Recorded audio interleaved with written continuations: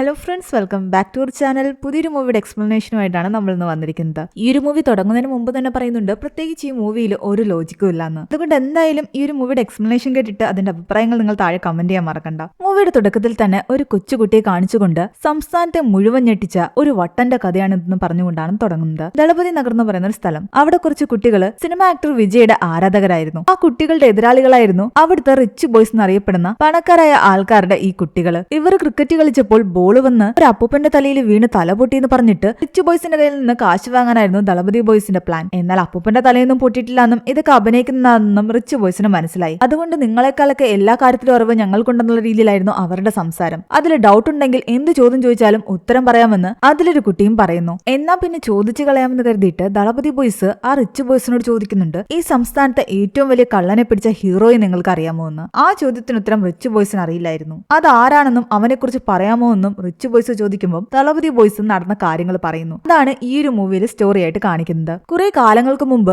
ഇവിടുത്തെ ജനങ്ങൾ തന്നെ ജയിപ്പിച്ചു വിട്ട ഒരു MLA ഉണ്ടായിരുന്നു. ആ MLA ആകട്ടെ ഇവിടുത്തെ ജനങ്ങളെ അവർ വർഷങ്ങളായി ജീവിച്ചുകൊണ്ടിരുന്ന സ്ഥലത്ത് നിന്ന് ഒഴിപ്പിക്കാൻ കൂട്ടുനിന്നു. MLAക്കെതിരെ പ്രതിഷേധിക്കാൻ വേണ്ടിയിട്ട് ആ ജനങ്ങൾക്ക് മുന്നിൽ ഒരു നായകനും ഉണ്ടായിരുന്നു. അത് ആരാണെന്നൊക്കെ നമുക്ക് പിന്നീട് കാണാം. കഥ അവിടെ നിന്നും കുറച്ചുകൂടി മുന്നോട്ട് പോവുകയാണ്. സംസ്ഥാനത്തെ തിരഞ്ഞെടുപ്പ് കഴിഞ്ഞിട്ട് പുതിയ മുഖ്യമന്ത്രി സ്ഥാനത്തേക്ക് CK ജോസഫ് എന്ന് പറയുന്ന ഒരാൾ വരുന്നു. വൻ ഭൂരിപക്ഷത്തോടു കൂടി ഇലക്ഷൻ ജയിച്ചതറിഞ്ഞിട്ട് അയാളുടെ BP കൂടി എന്തായാലും ഹോസ്പിറ്റലിലായി. ആ ഒരു അവസരം മുതലെടുത്ത് പ്രതിപക്ഷമാകട്ടെ CK ജോസഫിന് എന്തൊക്കെയോ മാറാരോഗമാണെന്ന് ജനങ്ങളോട് പറഞ്ഞു വരുത്തി. എന്നാൽ തനിക്ക് ഒരു രോഗമില്ലെന്നും താൻ പൂർണ്ണ ആരോഗ്യവാനാണെന്നും കാണിക്കാൻ വേണ്ടിയിട്ട് CK ജോസഫ് ജനങ്ങളുടെ മുന്നിലേക്ക് വരുന്നു. മുഖ്യമന്ത്രിയായിട്ട് അയാൾ സത്യപ്രതിജ്ഞ ചെയ്തെങ്കിലും അയാൾ ആദ്യമായിട്ട് പാർട്ടി പ്രവർത്തനം നടത്തിയ ഗ്രാമത്തിലെ ആൾക്കാരാകട്ടെ ഇയാൾ എന്തുകൊണ്ട് ഈ ഗ്രാമത്തിലേക്ക് വരുന്നില്ല എന്നും ഇവിടെ ജനങ്ങളുടെ ഇടയിൽ വന്ന് സംസാരിക്കുന്നില്ല എന്നും ചോദിക്കാൻ തുടങ്ങി. ഒടുവിൽ അവരുടെയൊക്കെ പരിഭവം മാറ്റാൻ വേണ്ടിയിട്ട് അയാൾ താൻ പാർട്ടി പ്രവർത്തനം തുടങ്ങിയ ആ ഗ്രാമത്തിലേക്ക് പോകുന്നു. അവിടെ ഒരു ഫംഗ്ഷനും സംഘടിപ്പിച്ചു. കമ്മീഷണറും അസിസ്റ്റന്റ് കമ്മീഷണറായ അഷ്കറുമായിരുന്നു അവിടെ മുഖ്യമന്ത്രിക്ക് വേണ്ടിയിട്ട് സേഫ്റ്റി ഉറപ്പാക്കിക്കൊണ്ടിരുന്നത്.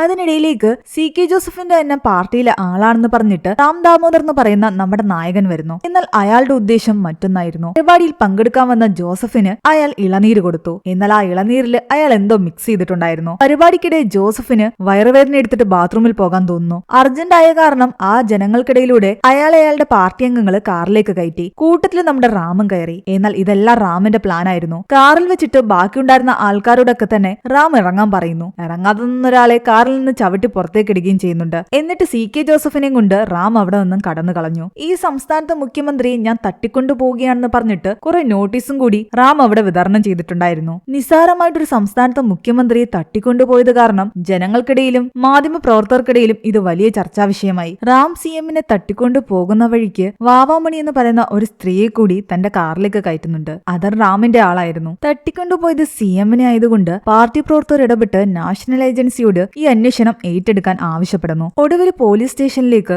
CMനെ കടത്തിക്കൊണ്ടുപോയ വാഹനം ഒരിടത്തു നിന്ന് കണ്ടുകിട്ടിയെന്ന് പറഞ്ഞിട്ട് ഒരു കോള് വരുന്നു. വണ്ടി പരിശോധിക്കുമ്പോൾ അവർക്ക് കിട്ടുന്നത് അതിൽ നിന്ന് സ്നഗ്ഗിയായിരുന്നു. എന്തായാലും CMന് വയറിളക്കം വന്നിട്ടുണ്ട്. അവര് CMനെ ടോയ്ലറ്റിൽ കൊണ്ടുപോകാതെ അയാൾക്ക് സ്നഗ്ഗി വാങ്ങിച്ചു കൊടുത്തിരിക്കുകയായിരുന്നു എന്ന് അവർക്ക് മനസ്സിലായി. ആ സമയത്താണ് അവിടേക്ക് ജോസഫിന്റെ മകനായ നോബിൾ വരുന്നത്. NAയിൽ ജോലി ചെയ്തുകൊണ്ടിരുന്ന നോബിളിന്റെ നേതൃത്വത്തിലായിരുന്നു പിന്നീട് അങ്ങോട്ട് അന്വേഷണം തുടങ്ങിയത്. ആ കാർ അവിടെ നിർത്തുന്നതും അതിൽ നിന്ന് ജോസഫിനെയും കൊണ്ട് റാമും വാവാമണിയും പോകുന്നതും എല്ലാം തന്നെ അവിടെ നിന്നിരുന്നൊരു പയ്യൻ കണ്ടിട്ടുണ്ടായിരുന്നു. ആ പയ്യനാകട്ടെ ഇതെല്ലാം പോലീസുകാരോട് പറയുന്നു. കാറിൽ ജോസഫും മറ്റൊരാളും ഒരു ലേഡിയും ഉണ്ടായിരുന്നു എന്ന്. പിന്നീട് അങ്ങോട്ട് ആ കാർ സ്പോട്ട് ചെയ്ത സ്ഥലത്ത് നിന്നും അവർ പോകാൻ സാധ്യതയുള്ള ഏരിയയിലേക്ക് അന്വേഷണം വ്യാപിപ്പിച്ചു. ആ സമയം CMനെയും കൊണ്ട് റാമും വാവാമണിയും മറ്റൊരു വണ്ടിയിൽ പോവുകയായിരുന്നു. ഇടയ്ക്ക് അയാൾക്ക് ടോയ്ലറ്റിൽ പോകാൻ വേണ്ടിയിട്ട് ഒരിടത്ത് നിർത്തി കൊടുക്കുകയും ചെയ്യുന്നു. നാട്ടിലങ്ങ് ഇത് ചർച്ചാ വിഷയ സമയത്ത് ഇന്റർവ്യൂ സ്റ്റാർ എന്നറിയപ്പെടുന്ന ഗോഡ്സൺ അഞ്ചരക്കണ്ടി എന്ന് പറയുന്ന ഒരാളും CMനെ കുറിച്ചും മകൻ നോബിളിനെ കുറിച്ചും ഒക്കെ ചാനലിൽ വിളിച്ച് ഓരോന്ന് സംസാരിക്കുന്നു. അച്ഛനെ കാണാതെ പോയതിന് മകനാണോ വന്ന് അന്വേഷിക്കുന്നതെന്നൊക്കെയായിരുന്നു ഗോഡ്സൺ ചോദിച്ചുകൊണ്ടിരുന്നത്. അവന്റെ ആ സംസാരമൊന്നും തന്നെ നോബിളിന് ഇഷ്ടപ്പെട്ടില്ല.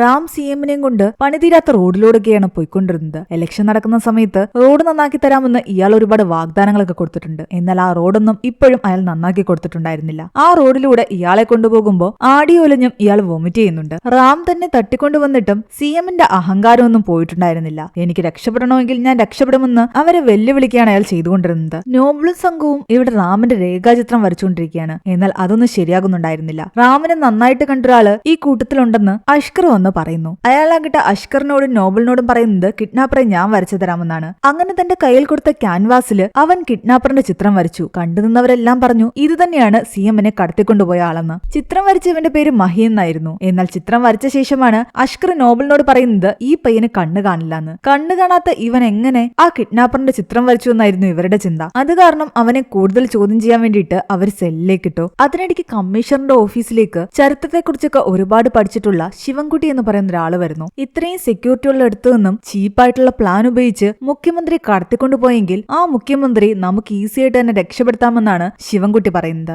ഞാൻ തന്നെ എഴുതിയ ചരിത്ര പുസ്തകമായ ഇതിന്റെ സഹായത്തോടെ CM-നെ രക്ഷപ്പെടുത്താമെന്ന് പറഞ്ഞിട്ട് ഒരു പുസ്തകവും അയാൾ കമ്മീഷണറുടെ മുൻപിൽ വെക്കുന്നു. ഇവിടെ ഇതൊക്കെ നടക്കുന്ന സമയത്ത് റാമാകട്ടെ CM-നെയും കൊണ്ട് തന്റെ സങ്കേതത്തിലേക്ക് പോകുന്നു. അവിടെ ഒരുപാട് ആൾക്കാരുണ്ടായിരുന്നു. ഇലക്ഷൻ സമയത്ത് അയാള് പറ്റിച്ച നാട്ടുകാരായിരുന്നു അത്. അവരിൽ പലരും ദേഷ്യം കൊണ്ട് ഇയാളുടെ മുഖത്തടിക്കുന്നു. നെറ്റ്വർക്ക് ഒന്നും ഇല്ലാത്ത ആ സ്ഥലത്ത് നിന്നുകൊണ്ട് തനിക്ക് തന്റെ വൈഫിനെ വിളിക്കണമെന്ന് CM പറയുമ്പോൾ അവരാകട്ടെ കുറച്ച് നേരത്തേക്ക് മാത്രം ഒരു ലാൻഡ് ലൈൻ കണക്ഷൻ സംഘടിപ്പിച്ച് അയാൾക്ക് വീട്ടിലേക്ക് വിളിക്കാനുള്ള അവസരം ഉണ്ടാക്കുന്നു. എന്നാൽ ആ ഫോൺ ട്രേസ് ചെയ്യാൻ ഒരിക്കലും പോലീസുകാർക്ക് കഴിയില്ലായിരുന്നു. തനിക്ക് കുഴപ്പമൊന്നുമില്ല, താൻ തിരിച്ചു വരുമെന്നാണ് CM പറയുന്നത്. നാട്ടിലുടനീളം മഹിയുടെ സഹായത്തോടു കൂടി തന്റെ രേഖാചിത്രം എല്ലാവരുടെ അടുത്ത് എത്തിയ കാര്യം റാം അറിയുന്നുണ്ട്. എന്നാൽ അതിലൊന്നും തന്നെ റാമിന് ഒരു പ്രശ്നം ഉണ്ടായിരുന്നില്ല. ഇവിടെ ഉണ്ടായിരുന്ന ഈ ആൾക്കാർക്കെല്ലാം തന്നെ CM-നെ എത്രയും പെട്ടെന്ന് കൊല്ലണമെന്നായിരുന്നു. എന്നാൽ കുറച്ചു ദിവസം കൂടെ കഴിയട്ടെ എന്നാണ് റാം പറയുന്നത്. റാം ആ ആൾക്കാരെയും കൂട്ടി അവിടെ ആയുധ പരിശീലനം നടത്തുന്നുണ്ടായിരുന്നു. CM-ഉം അവിടേക്ക് വരുന്നു. എനിക്കും ഇതൊക്കെ വശമുണ്ടെന്നും താൻ വിചാരിച്ചു കഴിഞ്ഞാൽ നിങ്ങളെയൊക്കെ അടിച്ചിട്ടിട്ട് ഈസി ആയിട്ട് രക്ഷപ്പെടാൻ പറ്റുമെന്നുമാണ് അയാൾ പറയുന്നത്. പക്ഷെ താൻ അങ്ങനെ രക്ഷപ്പെടില്ല. നീ എങ്ങനെയാണ് എന്നെ ഇങ്ങോട്ട് കൊണ്ടുവന്നത് അതുപോലെ നീ തന്നെ എന്നെ തിരിച്ചു കൊണ്ടുവിടണം. അതുവരെ ഞാൻ ഇവിടെ തന്നെ ഉണ്ടാകുമെന്ന് പറഞ്ഞ് അയാൾ വെല്ലുവിളിക്കുന്നു. ആ ടൈമിൽ ഇവിടെ ശിവൻകുട്ടി നോബിളിനോടും കമ്മീഷണറോടും പറയുന്നുണ്ട് എന്തിനായിരിക്കാം ഇവൻ CM-നെ തട്ടിക്കൊണ്ടുപോയതെന്ന്. നാട്ടിൽ ഒരുപാട് മോശം ഭരണം കാഴ്ചവെക്കുന്ന രാഷ്ട്രീയക്കാരുണ്ട്. അങ്ങനെ ഒരാളെ തട്ടിക്കൊണ്ടുപോയിട്ട് ഞാൻ നന്മയുടെ ഭാഗത്താണെന്ന് കാണിക്കാനായിരിക്കാം ഈ കിഡ്നാപ്പർ ശ്രമിക്കുന്നത്. ജനങ്ങളുടെ വിശ്വാസം നേടിയെടുക്കുകയാണ് അവന്റെ ഏറ്റവും വലിയ ടാർഗറ്റ്. എന്നാൽ പിന്നെ അവന്റെ അടുത്ത പ്ലാൻ എന്തായിരിക്കുമെന്ന് ഇവർ ചോദിക്കുമ്പോൾ അതെല്ലാം കേട്ടുകൊണ്ടിരുന്ന മഹി പറയുന്നുണ്ട് അതന്വേഷിച്ച് നിങ്ങൾ പോകേണ്ട കാര്യമില്ല, ആ പ്ലാൻ എന്താണെന്ന് നിങ്ങളെ തേടി ഇങ്ങോട്ട് വന്നിരിക്കുമെന്ന്. പിറ്റേന്ന് പോലീസ് സ്റ്റേഷന്റെ പരിസരത്ത് നിന്നും ഒരു പാഴ്സൽ കിട്ടുന്നു. അത് റാം റെക്കോർഡ് ചെയ്ത് വെച്ച അവന്റെ സൗണ്ടുള്ള ഒരു റേഡിയോ ആയിരുന്നു. റാം ജനങ്ങളോടും പോലീസിനോടും പറയുന്നത് ഇങ്ങനെയാണ്: ജനങ്ങളെ ബുദ്ധിമുട്ടിക്കുന്ന റോഡിൽ നടത്തുന്ന രാഷ്ട്രീയക്കാരുടെ ഒരു പരിപാടികളും ഇനി നടത്താൻ പാടില്ല. അങ്ങനെ എന്തെങ്കിലും നടത്തിക്കഴിഞ്ഞാൽ ജനങ്ങൾ മുന്നോട്ട് വരണം. ജനങ്ങൾക്ക് അങ്ങനെയുള്ള പരാതികൾ എഴുതിയിടാൻ വേണ്ടിയിട്ട് ബസ് സ്റ്റാൻഡിന്റെ സൈഡിലായിട്ട് ഒരു വാൻ നിർത്തിയിട്ടുണ്ട്. അതിൽ ആർക്ക് വേണമെങ്കിലും പരാതികൾ എഴുതിയിടാം. ആ പരാതികളെല്ലാം നമ്മുടെ മുഖ്യമന്ത്രി കാണുകയും അതിനെല്ലാം പരിഹാരം കണ്ടെത്തുകയും ചെയ്യും. അതുകൊണ്ട് ആർക്ക് വേണമെങ്കിലും പരാതി അതിൽ എഴുതിയിടാം. ഇതെല്ലാം തന്നെ പുറത്തിറങ്ങിയതോടുകൂടി ജനങ്ങൾ അവരുടെ പരാതികളെല്ലാം തന്നെ ആ വാനിൽ കൊണ്ടിടാൻ തുടങ്ങി. ആ വാൻ മുഴുവനായിട്ട് നിറഞ്ഞ സ്ഥിതിക്ക് എന്തായാലും ഇത് എടുത്തുകൊണ്ടുപോകാൻ റാം വരുമെന്ന് അവർക്ക് പ്രതീക്ഷയുണ്ടായിരുന്നു. ആ സമയത്ത് അവനെ കൈയോടെ പിടിക്കാൻ വേണ്ടിയിട്ട് അവർ കാത്തിരുന്നു. എന്നാൽ പോലീസുകാരുടെ കണ്ണുവെട്ടിച്ച് ആ വാൻ അവിടെ നിന്ന് എടുത്തുകൊണ്ടുപോകാൻ റാമും അവന്റെ സുഹൃത്തുക്കളും ശ്രമിച്ചുകൊണ്ടിരിക്കുകയാണ്. അവന്റെ കൂട്ടത്തിൽ തന്നെ ഉണ്ടായിരുന്ന ആളായിരുന്നു മഹിയും നേരത്തെ ഈ വണ്ടി കണ്ടു എന്ന് പറഞ്ഞിരുന്ന സിജോയും. അങ്ങനെ സിജോന്റെ സഹായത്തോടു കൂടി റാമിന്റെ ആൾക്കാർ വന്ന് അവിടെ നിന്നും ആ വണ്ടി കൊണ്ടുപോകുന്നു. പോലീസുകാര് സിജോയെ കൈയോടെ പിടിച്ചു. പക്ഷെ വണ്ടി അവിടെ നിന്നും പോയി. അസിസ്റ്റന്റ് കമ്മീഷണർ അഷ്കറും സംഘവും ആ വണ്ടിയുടെ പിന്നാലെ പോകുന്നുണ്ട്. റാമിന്റെ യഥാർത്ഥ പ്ലാൻ എന്താണെന്ന് നോബിള് മഹിയോടും സിജോയോടും ചോദിക്കുന്നുണ്ട്. ആ സമയം അവിടെ ഇരുന്ന ശിവൻകുട്ടി പറയുന്നുണ്ട് ഞാനും ഇവരുടെ കൂട്ടത്തിലുള്ളതാണെന്ന്. ഇവരെല്ലാവരും റാമിന്റെ ആൾക്കാർ തന്നെയായിരുന്നു. എന്തൊക്കെയാണെങ്കിലും റാമിനെ എങ്ങനെയെങ്കിലും അഷ്കർ പിടിക്കുമെന്നായിരുന്നു നോബിളിന്റെ വിശ്വാസം. പക്ഷേ ഇത് കേട്ടുകൊണ്ട് മഹിയും സംഘവും ചിരിച്ചുകൊണ്ട് പറയുന്നുണ്ട് നിങ്ങൾ ആരും അറിയാത്ത ഒരു രഹസ്യം കൂടി ഇതിലുണ്ടെന്ന്. Assistant commissioner അഷ്കറും റാമിന്റെ ഫ്രണ്ടായിരുന്നു. അയാളും കൂടെ അറിഞ്ഞിട്ടാണ് ഈ പരിപാടിയെല്ലാം നടക്കുന്നത്. അതുകൊണ്ട് പിന്നീട് അങ്ങോട്ട് പിറകെ വന്ന പോലീസുകാരെ എല്ലാം തന്നെ നേരിടുന്നത് അഷ്കർ റാമും ചേർന്നിട്ടാണ്. അവിടെ നിന്ന് രക്ഷപ്പെട്ടു പോകുന്നതിനിടയിൽ റാമാകട്ടെ നോബലിനെ വിളിച്ചിട്ട് പറയുന്നുണ്ട് ഇനി നീ മഷിയിട്ട് നോക്കിയാലും എന്നെ കണ്ടുപിടിക്കാൻ പറ്റില്ല എന്ന്. കാരണം റാമിന് ജോസഫിനോടുള്ള ദേഷ്യം തുടങ്ങിയത് ഇപ്പോഴെങ്ങും ആയിരുന്നില്ല. ചെറുപ്പം മുതലേ അവൻ അയാളോടെന്തോ തീർത്താ തീരാത്ത വൈരാഗ്യമുണ്ടായിരുന്നു. മൂവിയുടെ തുടക്കത്തിൽ കാണിച്ച ആ ചെറിയ കുട്ടി റാം തന്നെയായിരുന്നു. അവൻ ചെറുപ്പത്തിലെ ജോസഫിന്റെ ഫോട്ടോയില് കത്തിക്കൊണ്ട് കുത്തുന്നതും ഇടിക്കുന്നതും ഒക്കെ നമ്മളെ കാണിക്കുന്നുണ്ട്. ഇതെല്ലാം തന്നെ നമ്മുടെ ദളപതി ബോയ്സ് റിച്ച് ബോയ്സിനോട് പറഞ്ഞുകൊണ്ടിരിക്കുന്ന കഥയാണല്ലോ. ആ റിച്ച് ബോയ്സില് മെയിൻ ആയിട്ടുണ്ടായിരുന്ന പയ്യനാകട്ടെ നമ്മുടെ നോബലിന്റെ മകനായിരുന്നു. ദളപതി ബോയ്സ് അവനോട് പറയുന്നുണ്ട് നിന്റെ അച്ഛനാണ് ഞങ്ങളുടെ ഹീറോയുടെ മുന്നിൽ തോറ്റ വ്യക്തിയെന്ന്. ഇത്രയും കഥ പറഞ്ഞ സ്ഥിതിക്ക് ബാക്കിയും കൂടെ പറയാൻ ആ പയ്യൻ പറയുന്നു. അങ്ങനെ അവർ വീണ്ടും കഥ തുടരുകയാണ്. അന്ന് അവിടെ നിന്ന് രക്ഷപ്പെട്ടു പോയ റാമോ അഷ്കറും ചേർന്നിട്ട് അടികൊണ്ടു കിടന്ന പോലീസുകാരെ എല്ലാം തന്നെ ഒരു വണ്ടിയിലാക്കി കമ്മീഷണർ ഓഫീസിലേക്ക് വിട്ടിട്ടുണ്ടായിരുന്നു. ഇതെല്ലാം കണ്ട് ദേഷ്യം കൊണ്ട് നിൽക്കുകയാണ് നോബിള്. പിറ്റേന്ന് നോബിളിന്റെ വീട്ടിലേക്ക് ഒരു സ്പെഷ്യൽ എഡിഷൻ പത്രം വരുന്നു. അത് കണ്ട് ഞെട്ടിത്തരിച്ചിരിക്കുകയായിരുന്നു നോബിള്. മുഖ്യമന്ത്രിയുടെ തിരോധാനം കാരണം പോലീസുകാര് സ്ത്രീകൾക്കും കുട്ടികൾക്കും നേരെ നടത്തുന്ന ആക്രമണത്തിന്റെ വാർത്തയായിരുന്നു അതിലുണ്ടായിരുന്നത്. ഇവിടെ മാത്രം വന്ന ഈ പത്രം ഇട്ടത് ആരാണെന്ന് അറിയാൻ വേണ്ടിയിട്ട് അവർ അന്വേഷിച്ചിറങ്ങി. അത് അടുത്ത കോളനിയിലെ പിള്ളേരാണെന്ന് അറിഞ്ഞു. അത് നമ്മുടെ ദളപതി ബോയ്സ് ആയിരുന്നു. അവരെ വിളിച്ച് നോബിളും സംഘവും ക്വസ്റ്റ്യൻ ചെയ്യുന്നു. റാമിന്റെ ആൾക്കാരായിരുന്നു പത്രക്കെട്ടും ഇതുപോലെ നോട്ടീസും ഒക്കെ ഈ പിള്ളേരുടെ കയ്യിൽ എത്തിക്കുന്നത്. അത് പറയുന്ന പോലെ വിതരണം ചെയ്ത് കഴിഞ്ഞാൽ ഇവർക്ക് ബിരിയാണിയും കാശും ഒക്കെ കിട്ടും. അവിടെ ഇരിക്കുന്ന 3 പേരിൽ ആരെങ്കിലും ഈ കുട്ടികൾക്ക് അറിയാമെന്ന് ചോദിക്കുമ്പോൾ സിജോയെ മാത്രം അവർക്കറിയാമെന്ന് പറയുന്നു. മഹിയും ശിവൻകുട്ടിയും അവർക്കറിയില്ലായിരുന്നു. CM സിഎമ്മിനെ കിഡ്നാപ്പ് ചെയ്തത് ആരാണെന്നും എന്തിനാണെന്നും ഒക്കെ ഈ പയ്യന്മാർക്ക് നന്നായിട്ട് അറിയാം. പക്ഷെ ഇവന്മാർ സത്യം തുറന്നു പറയത്തില്ല എന്ന് നോബലിന് മനസ്സിലായി. മനുഷ്യാവകാശ കമ്മീഷനൊക്കെ ഉള്ളിടത്തോളം കാലം ഇവന്മാരെ ഒന്നും അടിച്ചോ പരിക്കേൽപ്പിച്ചോ സത്യങ്ങൾ തുറന്നു പറയിക്കാനും വയ്യ. എന്താണെങ്കിലും ആ സമയം ഈ പയ്യന്മാരെ പുറത്തിറക്കാൻ വേണ്ടിയിട്ട് അഡ്വക്കേറ്റ് മുകുന്ദനുണ്ണി വരുന്നു. കുട്ടികൾ അവിടെ നിന്ന് പുഷ്പം പോലെ ഇറങ്ങിപ്പോയി. ആ സമയം സിഎമ്മിനെയും കൊണ്ട് പോയിക്കൊണ്ടിരുന്ന റാമിന്റെ വണ്ടിക്ക് യോഗി എന്ന് പറയുന്ന ഒരു തമിഴൻ കൈ കാണിക്കുന്നു. ട്രാവലിംഗിന് ഇറങ്ങിയ അയാളുടെ ബൈക്ക് കേടായത് കാരണം ലിഫ്റ്റ് ചോദിച്ചാണ് അവരുടെ വണ്ടിയിൽ യോഗി കയറുന്നത്. ജോസഫിനെ പറ്റി ഒരു വിവരം അറിയാത്ത കാരണം അയാളുടെ വൈഫ് ആകെ ദേഷ്യത്തിലായിരുന്നു. അവര് പോലീസുകാരെ കൊണ്ട് സിജോയെയും ശിവൻകുട്ടിയൊക്കെ ഇടിപ്പിക്കുന്നു. മര്യാദയ്ക്ക് ജോസഫ് എവിടെയെന്ന് പറയാൻ പറയുന്നു. ആ സമയം മഹി പറയുന്നുണ്ട്, ഇവരെയൊന്നും ഇടിക്കേണ്ട, ഞാൻ കാര്യങ്ങൾ പറയാമെന്ന്. നിങ്ങൾക്ക് യഥാർത്ഥ മാധ്യമധർമ്മം എന്താണെന്ന് അറിയാമോ? വായി തോന്നുന്ന എന്താഭാസവും വിളിച്ചു പറയുന്ന മാധ്യമ പ്രവർത്തനം അല്ലത്. നാട് കട്ടുമുടിക്കുന്ന രാഷ്ട്രീയ പ്രവർത്തകരെ തുറന്നു കാട്ടിയതിന്റെ പേരിൽ ഭ്രാന്തനെന്ന് മുദ്ര കുത്തിയ ഒരാളുണ്ട്. അയാളെ മാനസികാരോഗ്യ കേന്ദ്രത്തിലും ജയിലിലും കടത്തി അവന്റെ ജീവിതം തന്നെ നശിപ്പിച്ചു. ആ രാഷ്ട്രീയ പ്രവർത്തകർ അവനെ എങ്ങനെ പൂട്ടിയോ ഈ രാഷ്ട്രീയ പ്രവർത്തകരെയും അങ്ങനെ തന്നെ അവൻ പൂട്ടും. നീ ആരെക്കുറിച്ച് ഈ പറയുന്നതെന്ന് ചോദിക്കുമ്പോൾ കൃഷ്ണമൂർത്തിയെ കുറിച്ചാണെന്ന് പറയുന്നു. അതാരാണെന്ന് എല്ലാവരും ചിന്തിച്ചുകൊണ്ടിരിക്കുമ്പോഴാണ് ഒരു പോലീസുകാരൻ പറയുന്നത് ഇവൻ പറയുന്നത് ന്യൂഡൽഹി സിനിമയുടെ കഥയാണെന്ന്. ഇത് കേട്ടതും മഹിയും ചിരിക്കുന്നു. ഇത്രയും നേരം പോലീസുകാരെ അവൻ പറ്റിക്കുകയായിരുന്നു മനസ്സിലായതോടുകൂടി പോലീസുകാരെ അവനെ കുറെ തല്ലുന്നു. അതിനിടയ്ക്ക് ഇന്റർവ്യൂ സ്റ്റാറായ ഗോഡ്സൺ അവിടേക്ക് വരുന്നു. മീഡിയ മുഴുവൻ അയാളുടെ ചുറ്റും കൂടിയിട്ടുണ്ട്. ഇത്രയും ദിവസമായിട്ടും കിഡ്നാപ്പറിന്റെ അടുത്തേക്ക് നിങ്ങൾക്ക് എത്താൻ പറ്റിയിട്ടില്ലെങ്കിലും അവനെക്കുറിച്ചുള്ള പല ഡീറ്റെയിൽസും എനിക്ക് കിട്ടിയെന്ന് നോബലിനോട് ഗോഡ്സൺ പറയുന്നു. അങ്ങനെ അവന്റെ ലോകത്തേക്ക് ഞാൻ നിങ്ങളെ കൊണ്ടുപോകാമെന്ന് പറഞ്ഞിട്ട് ഗോഡ്സൺ നോബലിനെ സംഘത്തെയും കൊണ്ട് ഒരു സ്ഥലത്തേക്ക് പോകുന്നു. അവൻ കിഡ്നാപ്പിംഗ് ഇപ്പോഴൊന്നും തുടങ്ങിയതല്ല, പണ്ടേ തുടങ്ങിയതാണ്.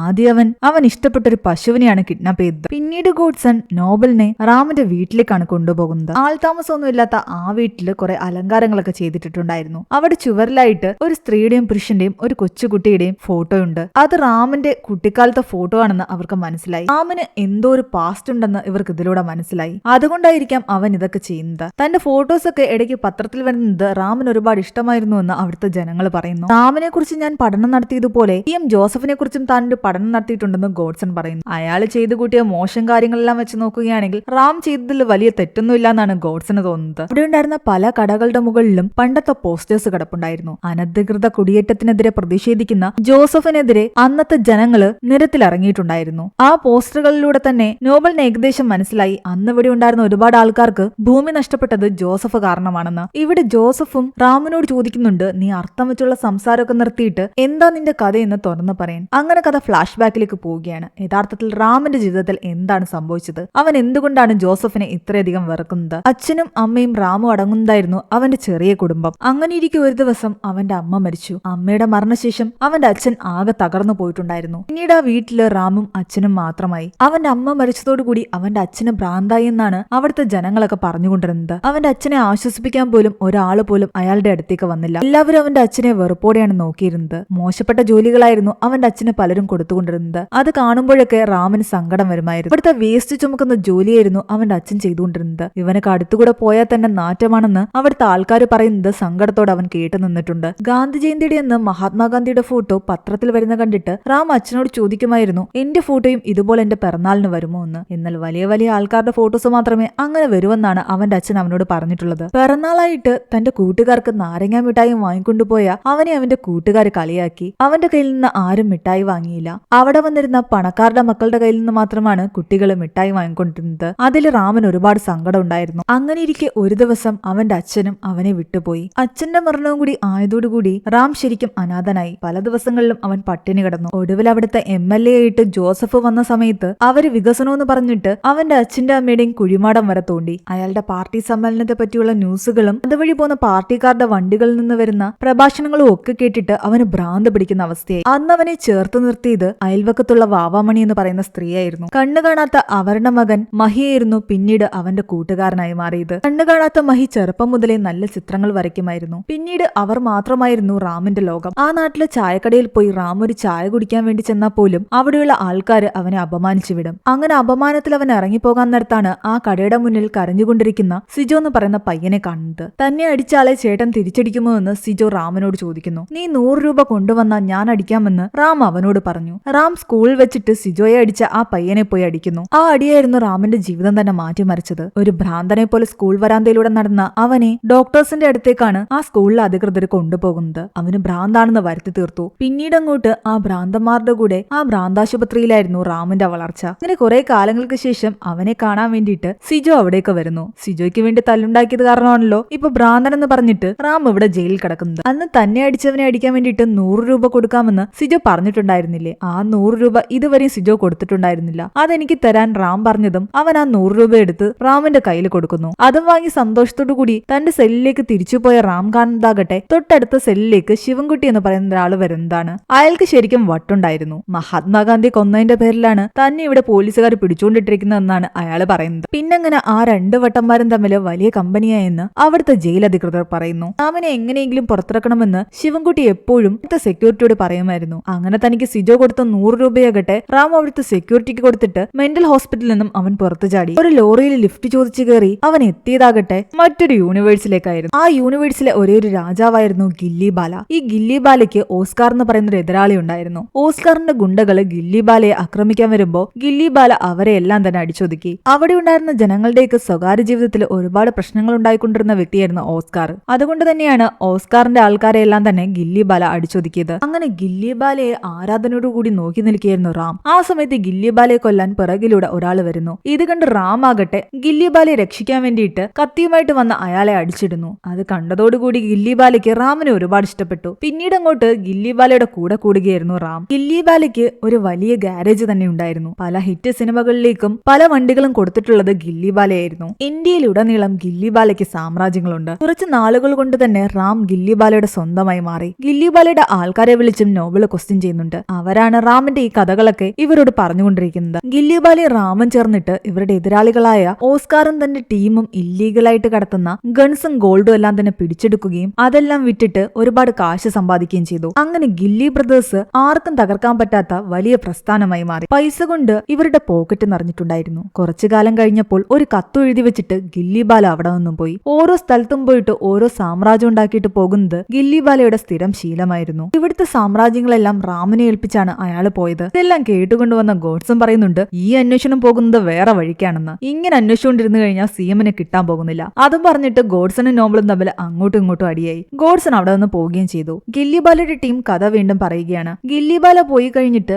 എല്ലാം ഏറ്റെടുത്ത് നടത്തുകയായിരുന്നു. അങ്ങനെ ഇരിക്കെ ഒരു ദിവസം സിമന്റ് ഫാക്ടറിയിലേക്ക് റാമിന്റെ സുഹൃത്തുക്കൾ വരും. നാട്ടിൽ നടന്നു വരുന്ന പ്രതിഷേധത്തെക്കുറിച്ച് റാമിനോട് പറഞ്ഞത് അവരായിരുന്നു. തന്റെ മാത്രം ശത്രുവായിരുന്ന CK ജോസഫ് ഒരു നാടിന്റെ മുഴുവൻ ശത്രുവായി മാറിയതറിഞ്ഞിട്ട് ഇത് തന്നെയാണ് ഏറ്റവും നല്ല അവസരമെന്ന് റാമിന് തോന്നി. അങ്ങനെ കാലങ്ങൾക്ക് ശേഷം റാം നാട്ടിലേക്ക് തിരിച്ചെത്തി. അവിടെ ഉണ്ടായിരുന്ന ആൾക്കാരുടെ ഭൂമിയും സ്വത്തും എല്ലാം തന്നെ നഷ്ടപ്പെടുന്ന അവസ്ഥയായിരുന്നു. അതെല്ലാം തന്നെ ജോസഫ് കാരണമായിരുന്നു. അതുകൊണ്ട് അയാൾക്കെതിരെ പോരാടാൻ വേണ്ടിയിട്ട് അവർക്കൊരു നായകന്റെ ആവശ്യമുണ്ടായിരുന്നു. ആ സമയം മുതലെടുത്ത് റാം അവരുടെ നായകനായി മാറി. പുതിയ ഹൈവേ വരുന്ന കാരണം റോഡ് വികസനം എന്ന് പറഞ്ഞിട്ട് ഇവർ പല ആൾക്കാരുടെയും വീടിന്റെ മുകളിൽ കൂടിയായിരുന്നു പ്ലാൻ വരച്ചുകൊണ്ടിരുന്നത്. എന്നാൽ കൽപ്പന തിയേറ്ററിൽ മാത്രം ഇവർ തൊട്ടിട്ടില്ല. ആ ഭാഗം വെറുതെ വിട്ടുകൊണ്ട് അതിന്റെ സൈഡിലൂടെയാണ് ഹൈവേ വരാൻ പോകുന്നത്. കൽപ്പന തിയേറ്റർ ഒരിക്കലും അയാൾ ഒഴിപ്പിക്കില്ല എന്നും ഇയാളുടെ കള്ളപ്പണം മുഴുവൻ അവിടെയാണ് ശേഖരിച്ചു വച്ചിരിക്കുന്നതെന്നും ജനങ്ങൾ പറയുന്നു. അങ്ങനെ CK ജോസഫിനെതിരെ പോരാടാൻ റാം മുൻനിരയിൽ നിന്നതോടുകൂടി ആ നാട്ടുകാർ മുഴുവൻ അവനെ ബഹുമാനിക്കാൻ തുടങ്ങി. റാമിനെ കുറിച്ച് കൂടുതൽ അന്വേഷിക്കാൻ വേണ്ടിയിട്ട് നോബിൾ അവൻ കിടന്നിരുന്ന സൈക്കാട്രിക് ഹോസ്പിറ്റലിലേക്ക് പോയി. അവിടുത്തെ സൈക്കോളജിസ്റ്റ്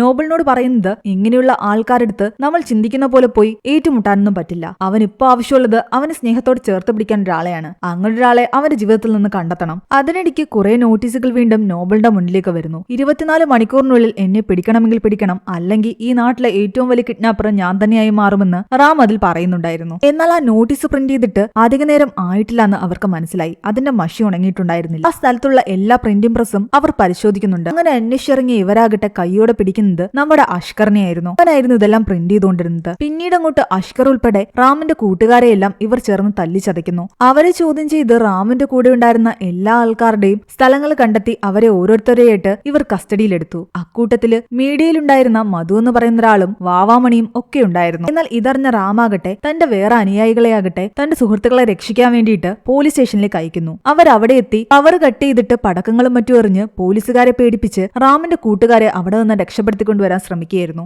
എന്നാൽ രക്ഷപ്പെട്ടു പോയിക്കൊണ്ടിരുന്ന ഇവരില് മഹിയെ നോബിൾ പിടിക്കുന്നു. മഹി അവനെ അടിക്കാൻ ശ്രമിച്ചതും നോബിൾ അവനെ ഷൂട്ട് ചെയ്യുന്നു. ഇത് കണ്ട് ബാക്കി ആരും അവിടെ നിന്ന് രക്ഷപ്പെട്ടു പോയില്ല. എല്ലാവരും കരഞ്ഞുകൊണ്ട് നോബിളിന്റെ ഡെഡ് ബോഡിയുടെ അടുത്തിരിക്കുകയായിരുന്നു. റാം വിളിക്കുമ്പോൾ നോബിൾ ആകട്ടെ ചിരിച്ചുകൊണ്ട് മഹി മരിച്ച കാര്യം പറയുന്നു. മഹിയെ നഷ്ടപ്പെട്ട റാമിനാകട്ടെ എല്ലാ സമനിലയും തെറ്റി നിൽക്കുകയായിരുന്നു. മഹിയുടെ മരണം റാമിനെ വല്ലാതെ തളർത്തി. അയാൾ പൊട്ടിക്കരയുന്നു. ഈ പ്രാവശ്യം വന്ന കോൾ ഉപയോഗിച്ചിട്ട് നോബിള് റാമിന്റെ ലൊക്കേഷൻ ട്രേസ് ചെയ്യാൻ ശ്രമിക്കുകയായിരുന്നു. സഹിനിദ്ര ഫോറസ്റ്റിന്റെ അടുത്താണ് ലൊക്കേഷൻ കാണിക്കുന്നത്. അവരുടെ മുൻപിൽ 2 വഴികളുണ്ടായിരുന്നു. ഏത് വഴിയെ പോകണമെന്ന് ഡൗട്ടായിട്ട് ഒടുവിൽ ഗോഡ്സന്റെ ഹെൽപ്പ് തന്നെ നോബിൾ ചോദിക്കുന്നു. എന്നാൽ ഗോഡ്സൺ പറഞ്ഞു കൊടുത്ത വഴി ഒഴിച്ചിട്ട് ഓപ്പോസിറ്റ് വഴിയാണ് നോബിൾ പോകുന്നത്. കാരണം ഗോഡ്സൺ തെറ്റായ വഴിയെ പറഞ്ഞു കൊടുക്കുമെന്ന് നോബിളിന് ഉറപ്പായിരുന്നു. നോബിളിന്റെ ആ തീരുമാനം ശരിയായിരുന്നു. അവർ തെരഞ്ഞെടുത്ത വഴി റാമിന്റെ സങ്കേതത്തിലേക്കുള്ളതായിരുന്നു. എന്നാൽ അവരെപ്പോ വേണമെങ്കിലും ഇവിടെ എത്താമെന്ന് മനസ്സിലാക്കിയ റാമാകട്ടെ സിഎമ്മിനെയും ആ വഴിയിൽ നിന്ന് കിട്ടിയ ടൂറിസ്റ്റിനെയും കൊണ്ട് കാട് വഴി പോയിക്കൊണ്ടിരിക്കുകയാണ്. തങ്ങളുടെ വണ്ടിയുടെ അടുത്തേക്ക് ചെല്ലുമ്പോൾ അവർ കാണുന്നത് അവരുടെ വണ്ടി നിന്ന് കത്തുന്നതായിരുന്നു. നോബിളിന്റെ ആൾക്കാർ ഇവിടെ എവിടെയോ വന്നിട്ടുണ്ടെന്ന് അവർക്ക് മനസ്സിലായി. ഇതെല്ലാം കണ്ടിട്ട് സിഎം നിന്ന് ചിരിക്കുകയാണ്. പക്ഷെ ആ സമയത്ത് രക്ഷകനായിട്ട് റാമിന്റെ ഉറ്റ സുഹൃത്ത് ഗില്ലിബാല അവിടേക്ക് വരുന്നു. നോബിളിന്റെ കൂടെ വന്ന ആൾക്കാരെ എല്ലാം ഗില്ലിബാല നേരിടുമ്പോൾ റാമാകട്ടെ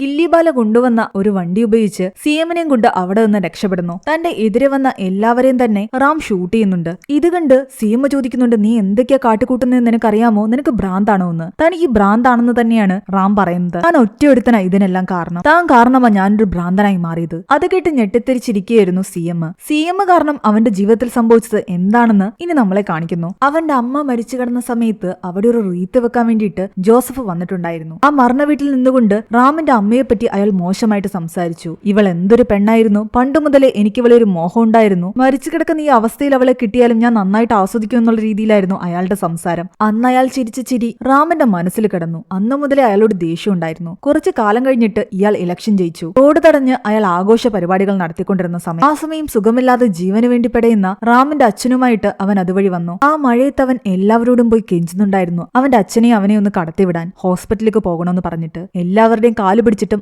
ആരും അവനെ മൈൻഡ് ചെയ്തില്ല. ജോസഫിന്റെ അടുത്തേക്ക് ചെന്നപ്പോ അയാൾ കാലുകൊണ്ട് അവനെ ചവിട്ടി മാറ്റി. ആ റോഡിൽ കടന്ന് അവന്റെ അച്ഛനും മരിച്ചു. അതിന് കാരണം ജോസഫ് ആയിരുന്നു. കറക്റ്റ് സമയത്ത് അവന് തന്റെ അച്ഛനെ ഹോസ്പിറ്റലിൽ എത്തിക്കാൻ പറ്റിയിരുന്നെങ്കിൽ അയാൾ രക്ഷപ്പെട്ടേനെ. സാധാരണക്കാരനെ വെറും പട്ടിയായി കാണുന്ന ജോസഫിന്റെ ചിരിയാണ് റാമിനെ ഒരു ഭ്രാന്തനാക്കി മാറ്റിയത്. ജോസഫിന്റെ നാശമായിരുന്നു റാമിന്റെ പിന്നീടുള്ള ലക്ഷ്യം. ഇതെല്ലാം കേട്ട് ഞെട്ടിത്തെരിച്ചിരിക്കുകയാണ് ജോസഫ്. ആ സമയം അയാളെയും കൊണ്ട് അയാളെ രക്ഷിക്കാൻ കാത്തിരുന്ന ആൾക്കാരുടെ മുന്നിലേക്ക് സ്പീഡിൽ വണ്ടി ഓടിച്ചു പോവുകയായിരുന്നു റാം. വണ്ടി നിർത്താൻ ജോസഫ് പറയുന്നുണ്ട്. സ്റ്റിയറിംഗിൽ അയാൾ കയറി പിടിക്കുന്നു. അത് കാരണം വണ്ടി മറിയുകയും ചെയ്തു. എന്നാൽ അതിൽ നിന്നെല്ലാം തന്നെ നായകനെ പോലെ റാം പുറത്തേക്ക് ഇറങ്ങി വരികയായിരുന്നു. അന്ന് അവിടെ കൂടെ നിന്നിരുന്ന ജനങ്ങളുടെ മുന്നിലെല്ലാം തന്നെ റാമിന് വലിയൊരു വിലയുണ്ടായിരുന്നു. തനിക്ക് കിട്ടുന്ന ഓരോ അടിയും റാം ആസ്വദിക്കുകയായിരുന്നു. കാരണം ആ അടിക്കുന്ന ആൾക്കാർക്ക് താൻ അത്രയധികം വേദന കൊടുത്തിട്ടുണ്ടെന്ന് അവന് മനസ്സിലായിട്ടുണ്ട്. അത് തന്നെയായിരുന്നു അവന്റെ ആഗ്രഹവും. ആ സമയം ന്യൂസ് ചാനലിലെല്ലാം തന്നെ ജോസഫിന്റെ അഴിമതി വാർത്തകളായിരുന്നു നിറഞ്ഞു നിന്നിരുന്നത്. അവിടെ കൂടി നിന്നിരുന്ന ജനങ്ങളുടെ ഫോണിലേക്കെല്ലാം തന്നെ ആ മെസ്സേജും വരുന്നുണ്ട്. കൽപ്പന തിയേറ്ററിൽ ജോസഫ് ഒളിപ്പിച്ചു വെച്ചിരുന്ന കള്ളപ്പണവും സ്വർണവും എല്ലാം തന്നെ പോലീസ് കണ്ടെടുത്തിരിക്കുന്നു.